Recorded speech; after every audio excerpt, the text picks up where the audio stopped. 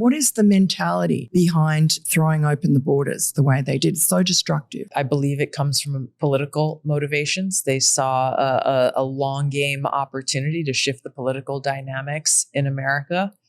There are different members of Congress and others who have actually been pretty explicit in saying, hey, yeah, bring them all in my district. It would be very helpful when it comes to, time of the census, and they're looking at redrawing borders of congressional districts. Let's just, again, play the long game. Let's fill these districts with voters that they believe, or people that they believe will be future Democrat voters, at least for a generation, right? as President Trump has shown, in his last election. But again, it goes back to, well, what are the implications of open borders? They didn't care and don't care about the safety of our country. They don't care about how they let in tens of millions of people without knowing who they are, where are they coming from, what are their motives in coming here. There are known and suspected terrorists, I can tell you, who came in with that flood of open borders that President Obama and the Democratic Party welcomed into our country. It's some of the work that we're doing now at my National Counterterrorism Center to identify as much as possible who came into this country. What are their connections to different terrorist organizations? How many do you think did come in? It's hard to say right now. It's Dozens? hard to say, because when you look at the process that the Biden administration put in place, they made it, first of all, when you go, and I've been down to the border, I was there, last year, long before I got involved with the election, unlike and the campaign. Yes.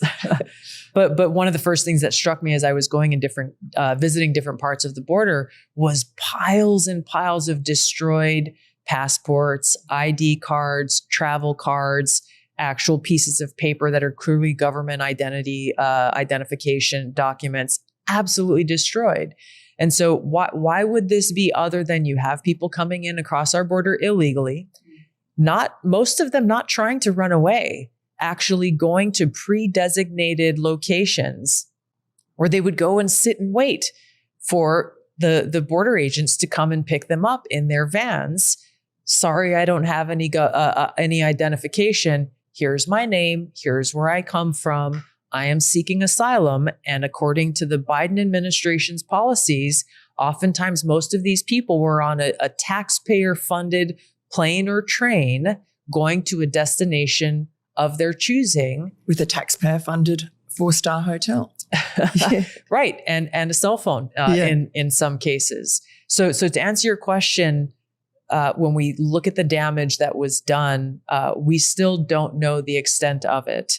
There are thousands that we have identified. We work very closely with the Department of Homeland Security. We work very thousands closely. Of terrorists. Known or suspected terrorists, Right. or those connected to them. And working with DHS, working with CBP, working with ICE, working with the FBI to identify them, to find them, to see where they are, and to get them out of this country, or to get them processed through our justice system. And how many others would there be that you haven't been able to identify? Well, when you look at the volume, you look at, some numbers point to 20 million people who came into our country illegally over the last 4 years.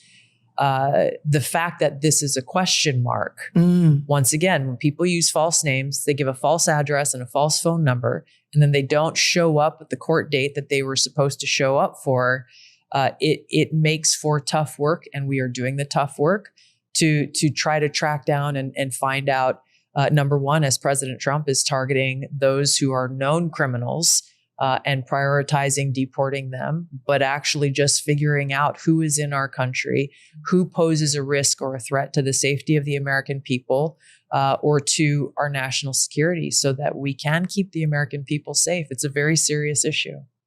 Now, you were 20 years old when 9/11 happened. What sort of an impact did that have on a young girl from Hawaii? Like for so many Americans, it changed everything.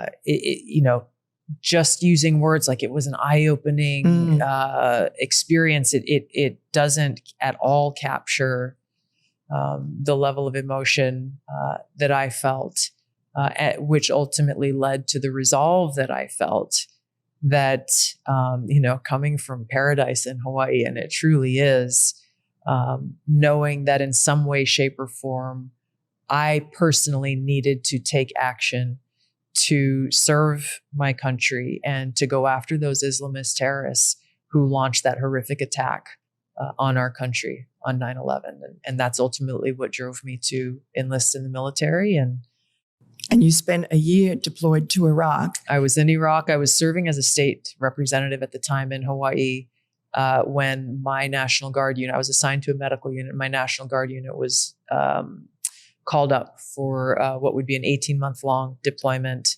My name was not on the mandatory deployment roster. And I was campaigning for re-election at the time. I called my commander almost immediately and said, I don't see my name here. He's like, yeah, I know. Lucky you don't have to go. And I talked to him and had multiple conversations. I just said, there's no way that I can stay behind and, work in the state capitol and watch my brothers and sisters deploy into war on the other side of the world. And Iraq was at its worst. I mean, it was, I think, the most violent time. It was the height. It was the height it was the height of the war. We got there in very early 2005. Again, I was assigned to a medical unit, and throughout that year where we were located, most of us were located, was in what they called the Sunni Triangle at that point in time. That was kind of the heart of some of the worst combat that was happening in the country at that time. And it's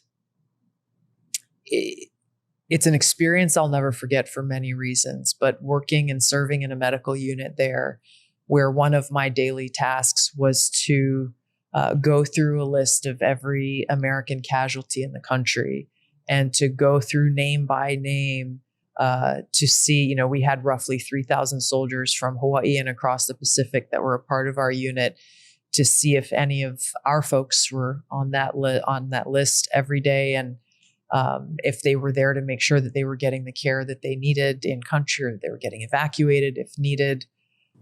And were they there every day? More often than not.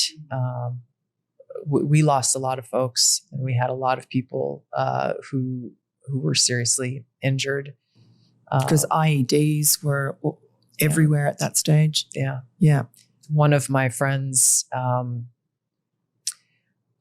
his name was Frank Tia'i. He was from American Samoa, place where I was born. And he was preparing to go home for his 2 weeks of R&R leave. And just days before he was supposed to get on a plane and go see his wife and children, he was hit by an IED and killed. And I was overcome with grief. We weren't close friends, but he was somebody in the gym, talked to and cracked jokes with her in the chow hall, and a lot of we were a close knit group.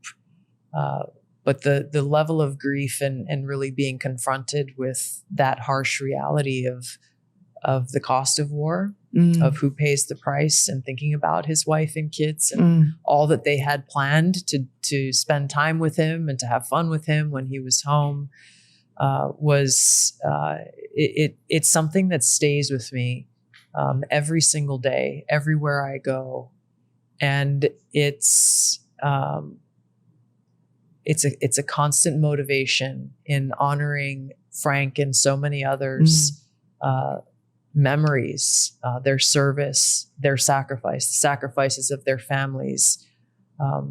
It motivates the work that we do every day to make sure that the president has the best, most objective, relevant intelligence so that he can make the best informed decisions, knowing firsthand the implications of what can happen. And I'll point back to the war in Iraq as another glaring historic example of what the implications are when you have intelligence weaponized And in that case, And manufactured. manufactured. In that case, to start a regime change war that I served in, and that so many of my friends served in, and too many of my friends and too many Americans lost their lives in.